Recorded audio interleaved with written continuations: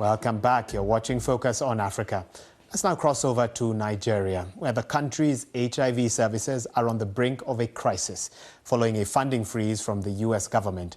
This is despite a federal judge ordering President Donald Trump's administration to temporarily lift a 3-week funding freeze that shut down development programs abroad.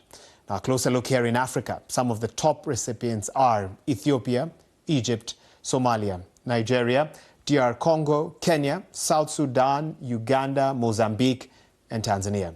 Now, Nigeria is among USAID's top recipient. In 2023, the country received approximately $600 million in health assistance from the United States. This was more than a fifth of the country's health budget that year.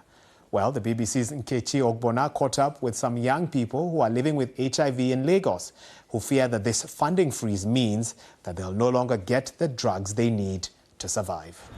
It's been 3 nervous weeks for many involved in healthcare in places like Nigeria, after President Trump signed an executive order suspending USAID.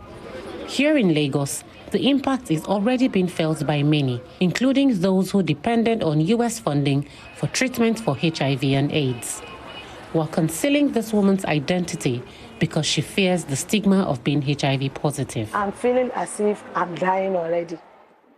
I worry about it too, because ARV drug is for life. Through the President's Emergency Plan for AIDS Relief, known as PEPFAR, the scheme has sent almost $8 billion to Nigeria alone since it began in 2003. ARV medication is very important.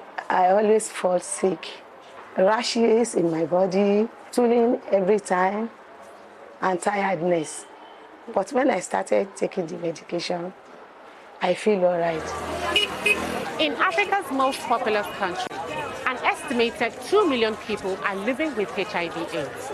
The vast majority of them rely on free testing and treatment, backed by funds from international donors and development partners, mostly in Europe and America, a stopgap in the country's inefficient healthcare sector.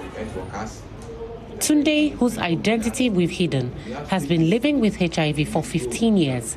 He says his viral load is 0, meaning it's undetected and can't be transmitted. We're at a 0 level. We are fine.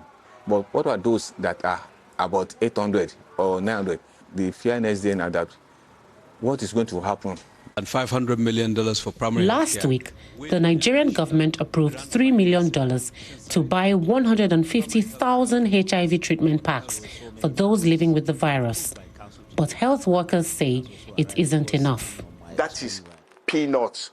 When you compare figures, you compare the data. ARV drug alone costs between 15,000 and 30,000. So you are giving me only 1%, 10% of that amount of ARV alone. What about other opportunistic infection? By the end of March, all the general hospitals, all the government hospitals, including private hospitals in Nigeria, should be ready for bombardment. Bombardment of sick people, bombardment of people who want treatment. There are things that it does that are good, and there are things that it does. U.S. Secretary of State Marco Rubio has said PEPFAR may survive, but its future remains unclear.